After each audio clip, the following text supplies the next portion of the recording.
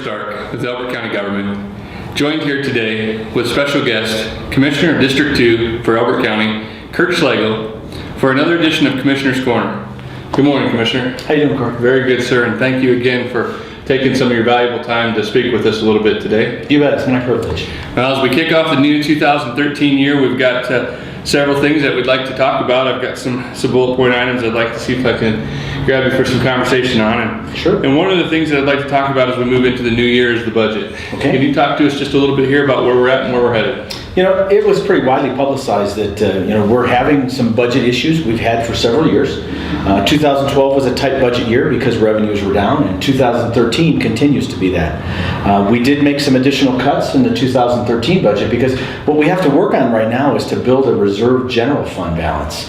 And the reason for that is if we have a major disaster or something, befalls the economy, we need to have at least 3 months of operating expense to fall back on. And so I think we've turned the corner, and so we're starting to move in that direction. At the end of 2013, we'll have a nice fund balance. However, that's not enough, and it's going to be a multi-year process to continue making sure that we watch our expenditures and continue to build that fund balance so that we get that 3-month operating expense. Okay, well, it's very important, and especially in the contingency and the disaster, and with everything that we've seen in 2012, we were tested to the point where we knew we were needed to really have some strong contingencies out there. Most definitely, especially when you look at some of the wildfires that happen in the state. And if that happens here in Elbert County, we need to be prepared for that. Yeah, very, very much so.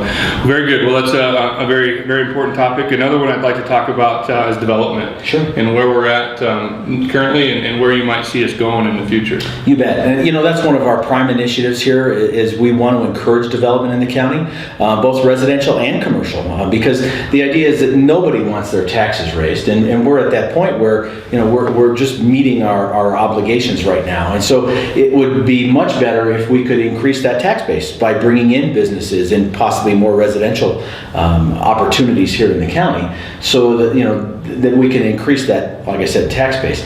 The other thing about industrial is oil and gas. I mean, we've been talking about oil and gas development here in the county for several years. We've got a group of staff members and also citizens that have been working on some, not regulations if you will, but some guidelines for that kind of activity here in the county. The state regulates most of that activity for drilling.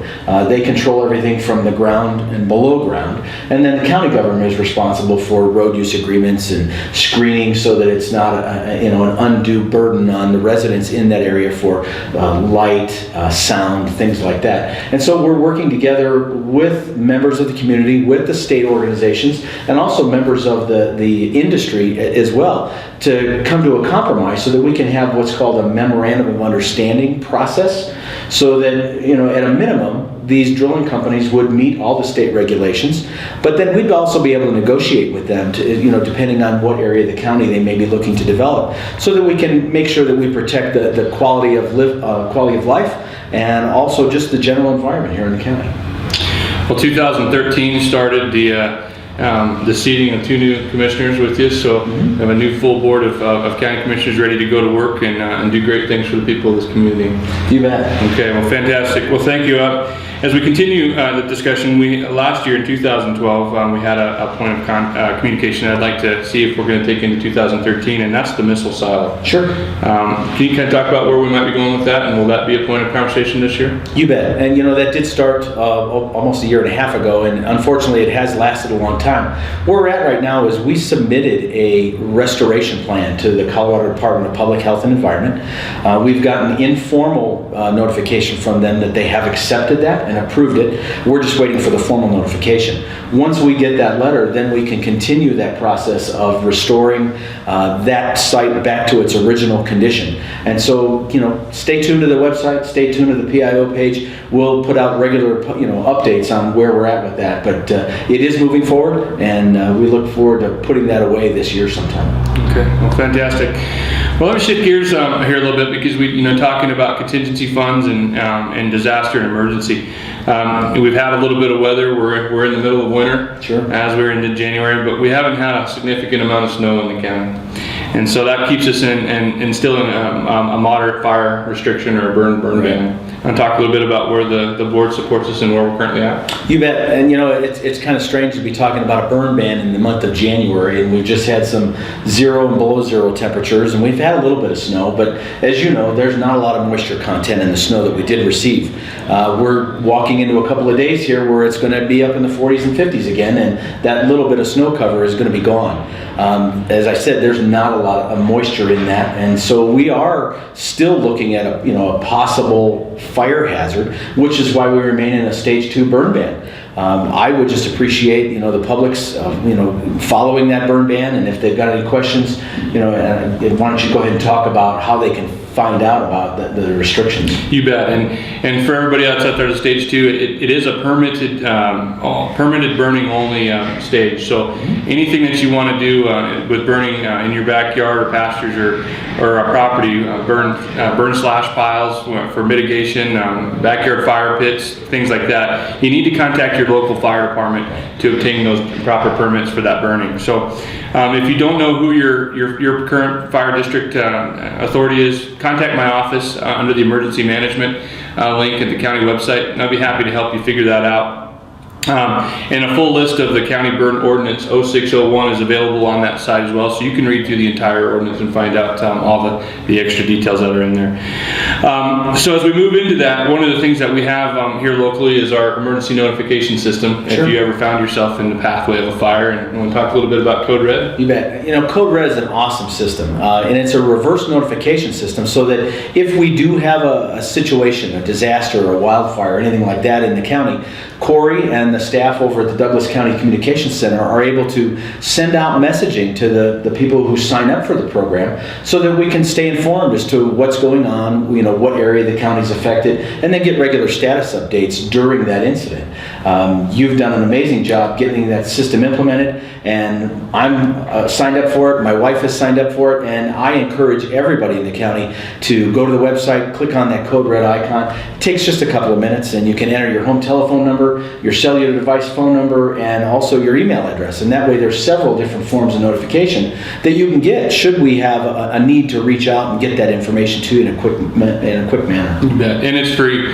It's free to everybody that's inside the community. So definitely go get it. Don't assume that you are. If you're not and haven't been getting messages from my office in emergency management or the automated system, it's likely you couldn't be. So just go to the website and sign up, bottom left-hand side. You bet.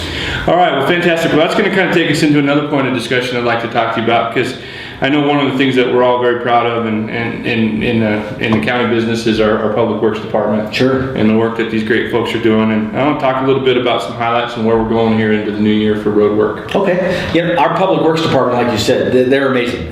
They do a lot with very few resources. And so it's their prime job is to maintain our road network here in the county. I think we've got a little over 1,800 center miles of road. And Ed and the folks in Public Works do an awesome job. One of the projects that we've got coming up for 2013 is we're going to be reconstructing about a 4-mile section of County Road 194, and that's between County Road 17 and County Road 29. So that section will be rebuilt. And that's part of our master plan, our road master plan for the county. And the public work folks follow that plan. And as monies become available in subsequent years, we'll continue to improve and always maintain the roads that we have, because that's of primary importance to everybody, and it's a big public safety matter. You bet. And that road plan, that's available in the master plan on the county website for review? Yes, sir, it is. Yep. So if you have any interest on how the county manages and works towards project goals for the roadway systems, that document is available. It's on the Public Works Department or Road and Bridge at the county website. So be sure to stop by and check that out. You bet. Okay, well, we're closing in on the end of our time here, Commissioner, but there's one thing that I'm going to throw at you I'd like you to talk about, because I think it's a pretty fantastic deal that you're a part of. Last year, you were appointed by the governor in this great state of Colorado, and one of those things is one of those important duties that you fill as a public servant was and to extend that service into our public safety arena and communications. And I'd like to put you on the spot and have you talk a little bit about that appointment and what you're doing. Sure, you bet. About a year and a half ago, the legislature put together a bill, and the governor did sign that into law last year, and it established what's called a Consolidated Communications System Authority. Our task is to find ways to finance that system. And the system I'm talking about is the digital trunked radio system. It's a system of systems here in the state, and it's primarily been developed by local governments. And the initiative right now is that we want to make that a statewide system. And so we need to find different ways and seek out alternative ways to fund that, because up until this point it's primarily been paid for through federal grants, and that grant stream is drying up. And so we're going to look at different ways. We've just submitted a report to the Joint Budget Committee and to the governor regarding what's happened in 2012 and some significant upgrades that need to be done to the system here in 2013. And then we'll continue to meet to try to research and find different funding strategies so that we can make that a really great asset for public safety. It's an awesome asset right now, but there's always room for improvement. And as we move down, technology improves, and so we just need to have a way to sustain that system.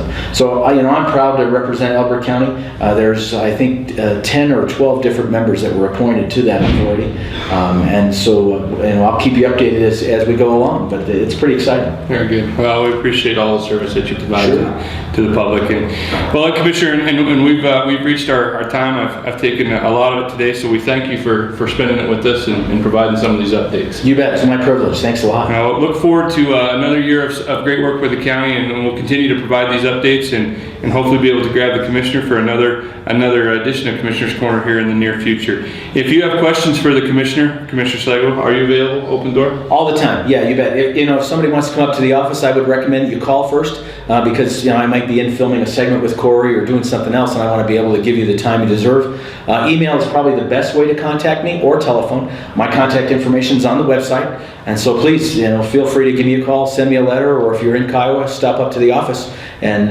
love to spend some time with you. Fantastic. Well, thank you. And if you ever have questions, don't hesitate to contact my office either. We'll be able to direct you and guide you in the right direction there. And drop us a line at the comments email. And Commissioner, that's all I have for you today. Thank you again. Great. And have a good rest of your afternoon. You too. Thank you very much.